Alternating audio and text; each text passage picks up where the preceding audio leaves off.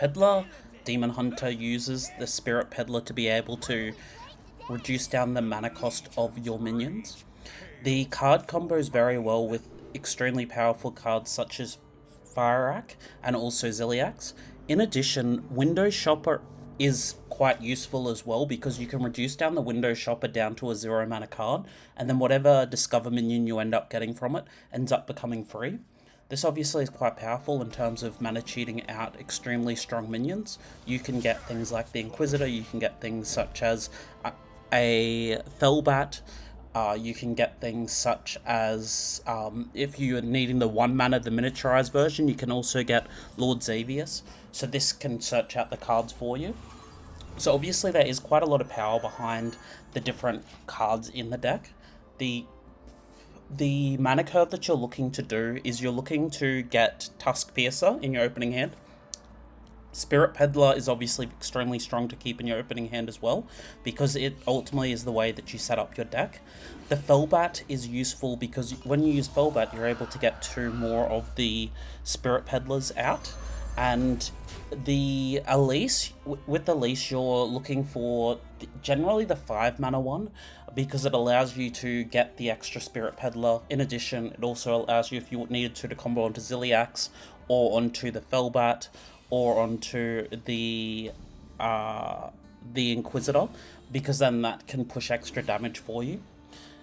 The mulligan that you're looking for is Tusk Piercer. You're looking for the Spirit Peddler. You're looking for Xavius. You're looking for the Grim Harvest, and some of the times you're looking for things such as your Dangerous Cliffhanger, or your Raging Fell Hunter, or your Window Shopper as well in those hands, because ultimately that allows you to power up your different cards and your different ways of doing the damage for it.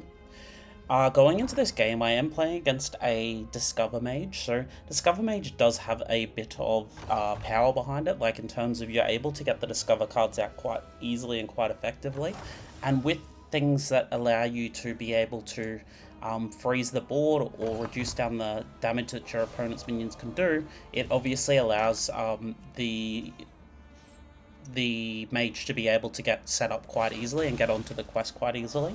Obviously, a card that you're really wanting to avoid is you're wanting to avoid them getting that weaponed on. So when you're playing against Discover Mage, you're obviously wanting to make sure that you push as much damage as you can as quickly as possible, because ultimately that will help with your setup. As you can see, I did end up choosing the location. With the location, I chose a 5/5, and also characters gain 2 attacks, so similar to a Savage Roar sort of effect.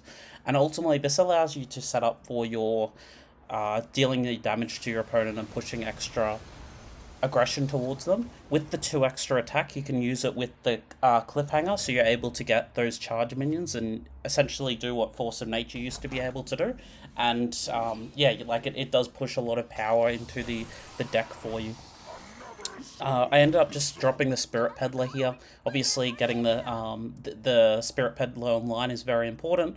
You can then get your Felbat online as well. You can also, with it, you can reduce down the cost of your Inquisitor or your Ziliax in this hand. Next turn, I'll be probably looking at using the Weaponed, because I want to be pushing, once again, as much damage as I can into them. They probably will be able to get the quest online this turn or next turn, which is fine. Like, I'm not really too concerned about that at the moment. Going into turn 7, obviously, you do want to watch out for the weapon plus the 7-drop one to come out, because if they end up getting something such as the healing of up to 40 health, especially when you've been trying to push damage, it can make the game quite difficult. And if they end up getting quite strong minions, you do obviously want to watch out for that too. I end up sticking the Terror Run onto my Spirit Peddler. It gets an extra copy of it down. I then use the Infestation to be able to get it out, and then I just push some extra damage onto the opponent. I'd also get another Infestation ready for the next turn.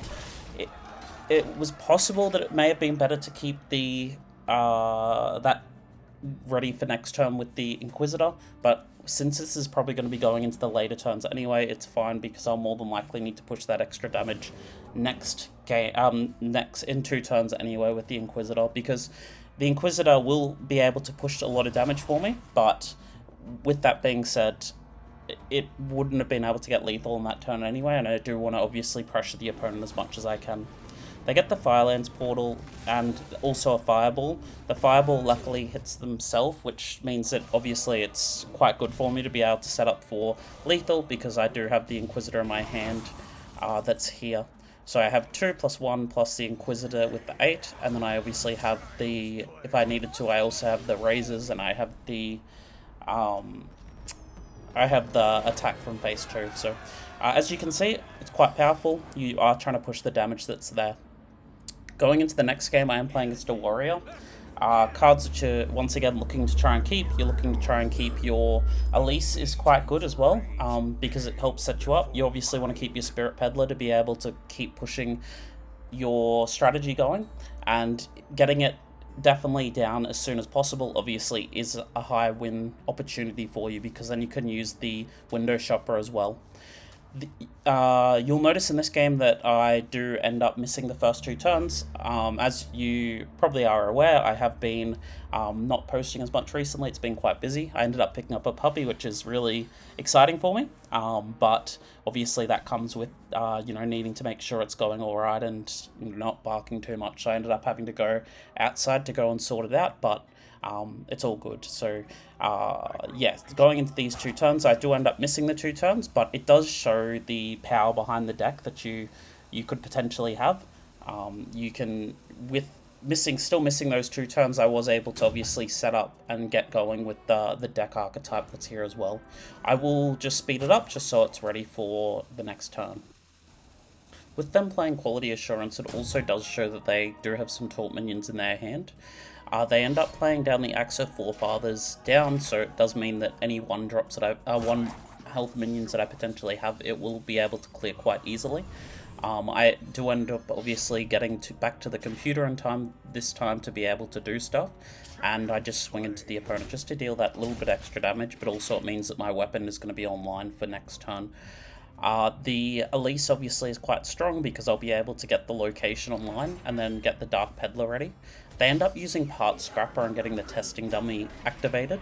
I do end up using here the red card because making sure that they don't get as much set up onto the board obviously is the beneficial idea for me.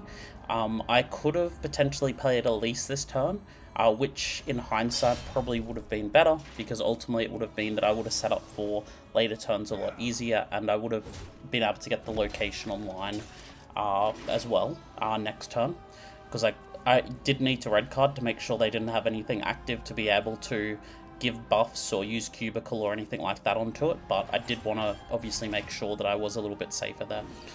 So it ends up going into my turn here. I do have the extra damage coming from the Dormant minion, and then I play down the Elise here. I'm choosing the 5-drop again because I do want to try and get the stronger copies, and I also choose the 2 damage extra as well. Once again, it is quite strong, using it in combination with the Cliff, because it allows you to be able to get extra charge minions online. You can use it in combination with it to be able to get 5 extra minions, because you can use it onto the charge minion and then onto the extra thing, so it does allow to push a lot of extra damage. They end up using the Wreck card, which is obviously something that I was watching out for in the previous turns. I didn't really want to have to deal with that, and then they end up just hitting face into me. They do obviously still have the mech there, and I do want to get rid of it as soon as possible because I don't really want it to be able to deal them to get the Cubicle to be able to get some more of them out. It does end up dealing quite a lot of damage to me, but fortunately the Spirit Peddler did end up hitting the Ziliax, which is probably the best of those cards. I wouldn't have really minded anything besides from the Fell Hunter, because ultimately I would have been able to play all those different cards down. I play down my Ziliax this turn. Since I do have the extra mana, I also use the coin, and I use the Terror Run. I'm hitting with the 6/5 first, because it'll allow me to get extra healing off into the next turn, Obviously I do lose a Divine Shield for that, but getting the extra health is more important in this situation.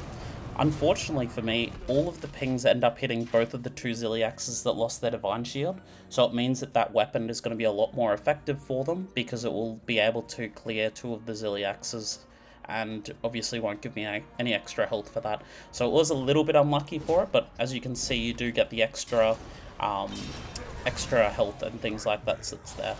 So they end up playing Lord Xavius here. They'll probably be looking for something like the Inventor Boom, or looking for their own Ziliax to be able to get it ready and set up. But I have started to establish a strong board presence here now. With the Fell Hunter, I could use it to go into another Spirit Peddler, which is more than likely the sort of idea that I could go for. Or the other option is using the Fell Bat to be able to get some more Spirit Peddlers onto the board when they end up taking out my minions. Both strategies do end up providing a bit of pressure towards the opponent and extra support for me that's there, so it's not really too bad either way.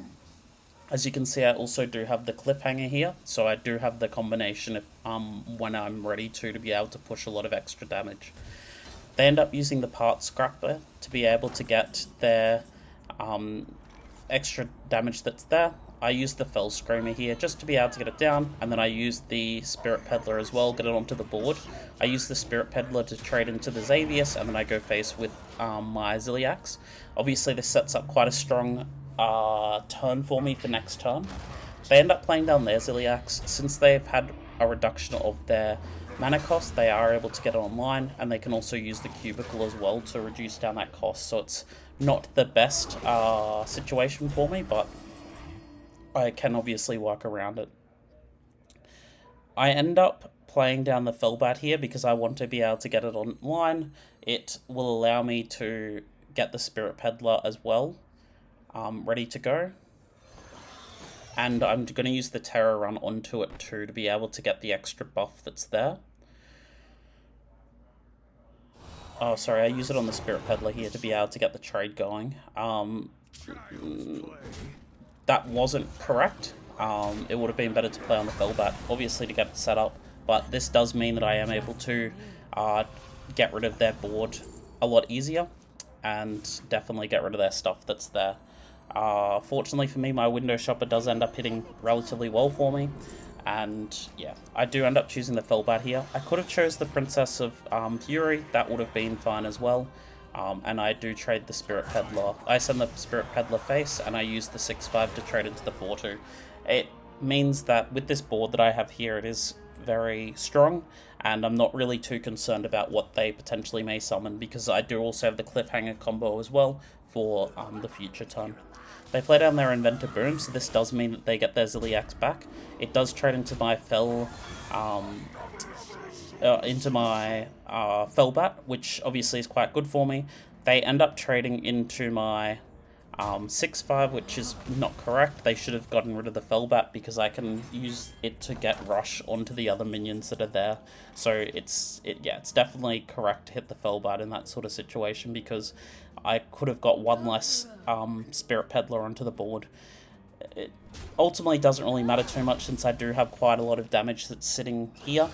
I use the Fellbat to hit it into their 4/1, and then I use the Spirit Peddler to hit into them.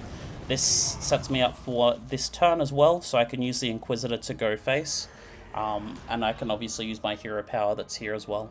So I use my Hero Power, I go face, it deals 14 damage, and then I do have the extra 18 as well coming from the board that I have, the Spirit Peddlers that I have on the board.